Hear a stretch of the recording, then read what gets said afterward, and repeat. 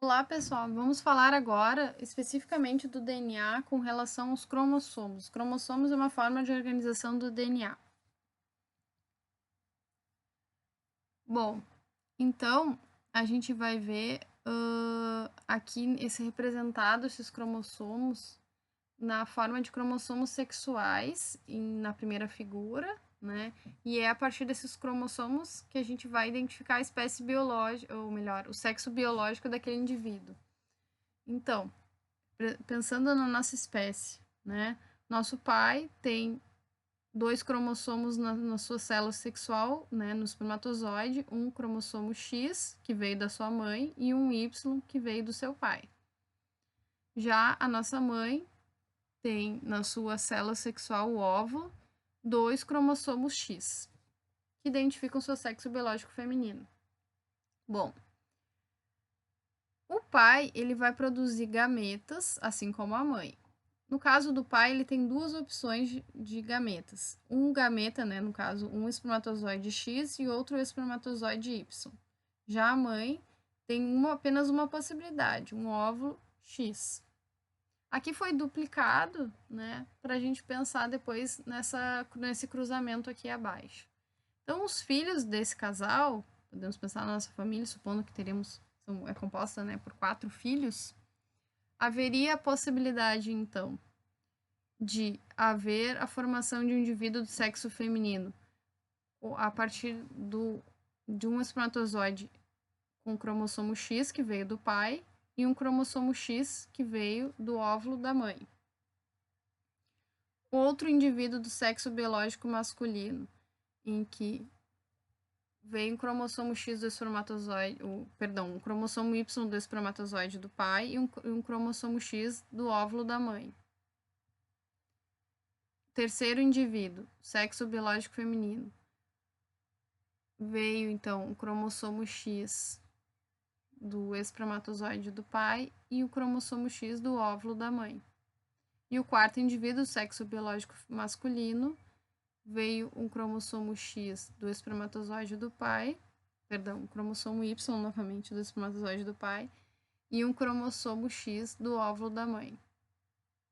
Então, essa até às vezes a gente se atrapalha aqui, mas poderia ser colocado o Y na frente, tá? Indiferente essa ordem aqui. Bom, e aqui nós temos um cariótipo, tá? Que foi identificado os cromossomos que compõem a nossa espécie. Então, se formos contar cada um desses desenhos aqui, nós vamos chegar à conclusão que há 46 cromossomos. E eles estão organizados em pares. Então, par 1, par 2, 3, 4, 5, até chegar ao par sexual. Nesse caso aqui, esse par sexual é composto pelo cromossomo X e o cromossomo Y. Como a gente viu anteriormente, X e Y, a combinação, né, desses cromossomos, resulta no sexo biológico masculino. Bom, para relembrar as aulas anteriores, então, a gente vai estudar esses cromossomos a partir de células de seres vivos eucariontes. Então, há uma região específica da célula chamada núcleo que contém um material genético chamado DNA. Esse DNA, essa cadeia de elementos químicos, formada por vários elementos químicos, no caso, fosfato, bases nitrogenadas, que são citosinas, guaninas, timinas, aldeninas, e também açúcar, que no caso é a desoxirribose. Então, essa molécula química aqui é que vai trazer informações genéticas, né, de herança dos nossos antecessores, que vão ser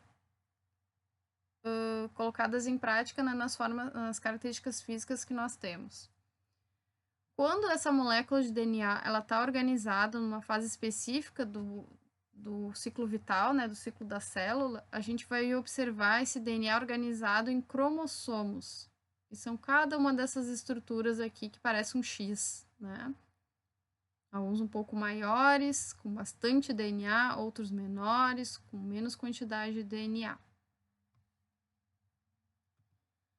Bom, então esses cromossomos, eles correspondem a uma molécula linear de DNA associada a proteínas. Quais proteínas? No caso, as histonas, que são proteínas que fazem com que haja esse enrolamento, essa organização para formar essa estrutura denominada cromossomo. Se a gente for desorganizar novamente, desenrolar, nós vamos ver esse DNA aqui, solto, né? Se for organizado a partir das histonas, nós vamos ver a estrutura chamada cromossomo. Ambos são compostos por DNA. Ambos são DNA, né? A gente só coloca esses nomes diferentes para poder entender cada uma das fases, né, em que essa molécula ela é utilizada na célula. Bom, um modo mais simples de poder observar, né, num tipo de célula que a gente consegue observar esses detalhes é a partir da raiz de cebola. Então, a gente observa aqui numa fase em que a célula, o DNA, ele está solto lá no núcleo, desorganizado. Nesse sentido, ele não está sendo requisitado, né, para transmitir informações genéticas que será necessário nessa fase aqui, em que ocorre a divisão celular. Então, quando chegar nesse momento aqui, a célula ela vai compactar o seu DNA, né, na forma de cromossomos, que a gente viu aqui com o auxílio das histonas. Depois, esse DNA ele vai poder ser copiado sem faltar informações, por isso a organização é importante. E aí, esse DNA, então, ele vai ser separado nessas extremidades aqui da célula. Depois vai ser copiado novamente aqui a membrana plasmática em cada uma dessas estruturas aqui para formar duas novas células. Temos, então, a divisão celular ocorrendo, chamada de mitose. Claro que, como é uma célula de planta, né, vai ter também a formação da parede celular ao redor dessa membrana plasmática. Essa figura aqui foi vista, né, a partir de um microscópio óptico com aumento de 700 vezes. Então, um microscópio mais simples, né, que pode ser observado esse fenômeno. Bom, cada espécie de ser vivo possui um número fixo de cromossomos. Um exemplo, né, nós humanos possuímos 23 pares de cromossomos ou 46 cromossomos, é a mesma informação. A gente observa que, comparando com outros seres vivos, a drosófila, que é a mosquinha da fruta, que a gente pode encontrar perto de maçã, banana, uva mais madura, né, possui 8 cromossomos. Então, uma quantidade menor de DNA. O macaco, um tipo de macaco, 48 cromossomos. O caracol, 24. Já a borboleta tem aproximadamente 380 cromossomos. E a samambaia, esta planta aqui que encontramos em ambientes mais sombreados, de floresta, né, com bastante umidade, cerca de 1.200 cromossomos. Bom, com relação à nossa espécie aqui, novamente, né, essa fichinha aqui, essa forma que temos de leitura, né, daqueles cromossomos vistos na época da divisão celular, nós vamos então ter 22 pares de cromossomos autossômicos, que dão origem a estruturas do nosso corpo que não são relacionadas ao sexo, e o par de cromossomos, o X e o Y, né, cromossomos sexuais. Pode ser também o X e X, que daí vai identificar o sexo biológico feminino. Nesse caso aqui, está identificando o sexo biológico masculino. Bom, a célula com cromossomos aos pares é denominada de célula diploide, porque ela tem 2 conjuntos de cromossomos. Esses cromossomos são chamados de homólogos quando eles estão alinhados em pares. Né? No caso aqui, voltando, né? Esse par número 1 é formado por 2 cromossomos homólogos. Algumas células apresentam apenas um cromossomo de cada tipo, são as células haploides.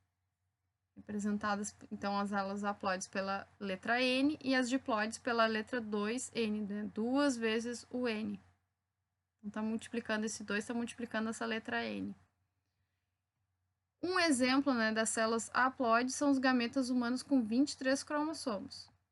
Então, a gente tem aqui esse esquema, né? Então, os gametas humanos. Então, o gameta masculino, que a gente chama de espermatozoide, ele tem somente um cromossomo de cada tipo, 20, nesse caso, nossa espécie 23.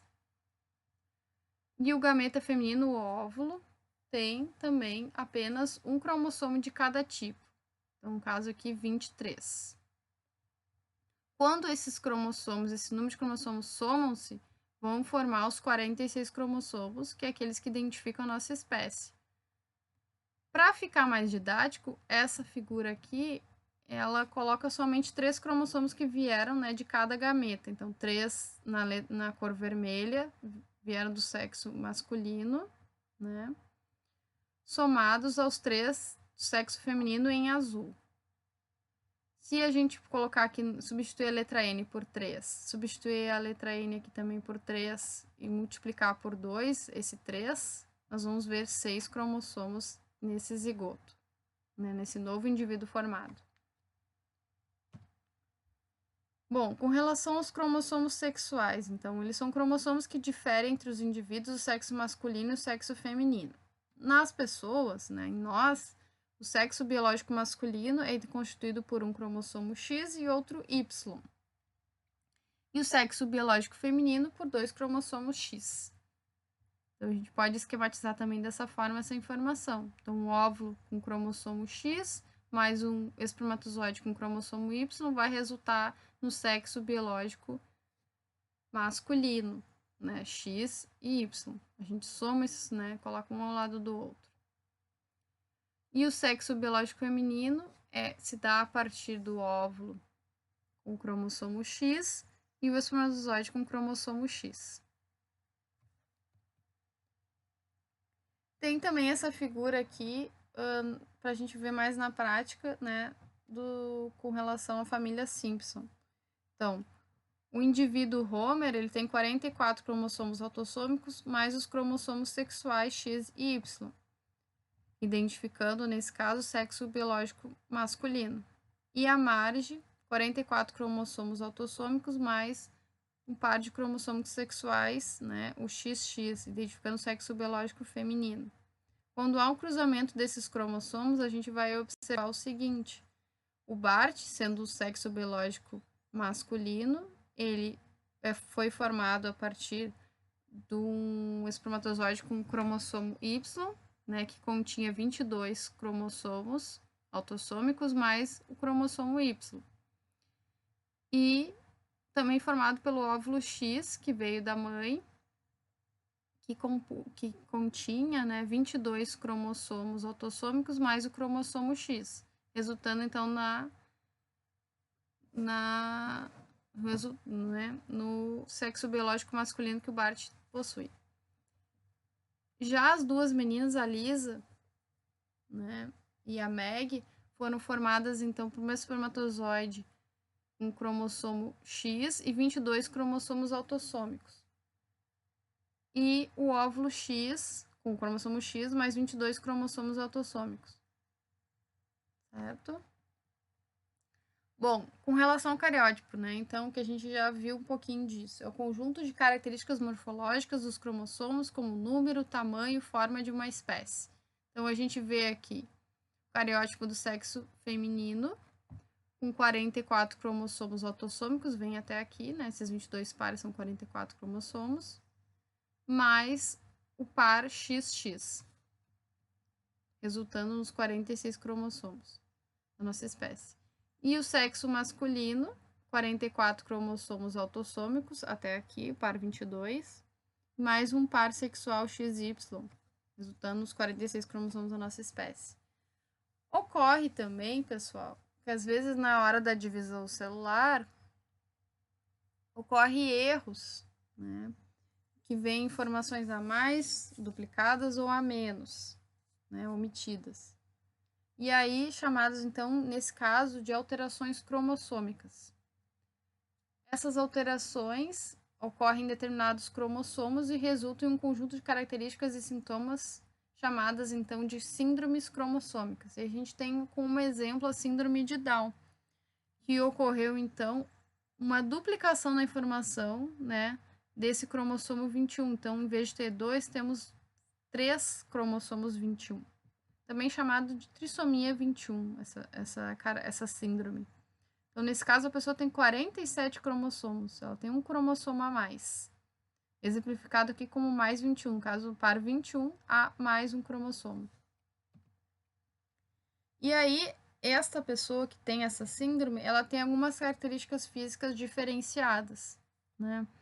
Ela vai ter a língua grande e sulcada, anomalias dentárias, alguns dentes diferenciados, né? Nem todos vão ter tudo isso aqui, né? Mas predomina, né, algumas dessas características.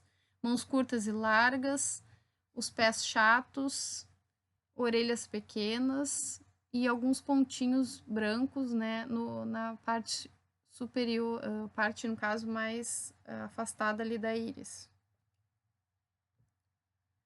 É importante, então, entendermos, né, como essa síndrome ela é constituída e que ela também vai trazer algumas outras características, né, como dificuldade para aprender, né, então um atraso na aprendizagem, às vezes na comunicação, tudo vai variar no indivíduo, né, aí teria que analisar melhor o que interferiu esse cromossomo a mais. E é importante que a gente respeite esse indivíduo, né, caso a gente tenha alguém na família com essa característica, que busque alguns auxílios para poder fazer com que essa pessoa tenha uma vida próxima a uma vida normal, né? Acesso à saúde, à educação, ao seu desenvolvimento, a sua busca de felicidade, assim como nós. Bom, a atividade dessa semana, então, vocês vão pesquisar algumas síndromes cromossômicas, pelo menos duas, né? Além dessa síndrome de Down, e explicar cada uma delas. Então, vocês podem manter a síndrome de Down como exemplo e explicar um pouco mais dela, né? Envolvendo características cognitivas ou até emocionais, se vocês já acharem algum material. E buscar pelo menos mais uma síndrome, tá? Ou duas diferentes da síndrome de Down, não tem problema. E aí vocês vão então explicar como é que é esse cariótipo, quantos cromossomos essa pessoa tem, se tem a mais ou a menos. Algumas síndromes têm 45 cromossomos, outras também têm 47, com outras características, né? Então, diminuiu um cromossomo de um par determinado, ou aumentou um cromossomo de outro par determinado e resultou nessa síndrome, né? Nessa diferença de DNA. Certo? Então é isto. Obrigada e até mais.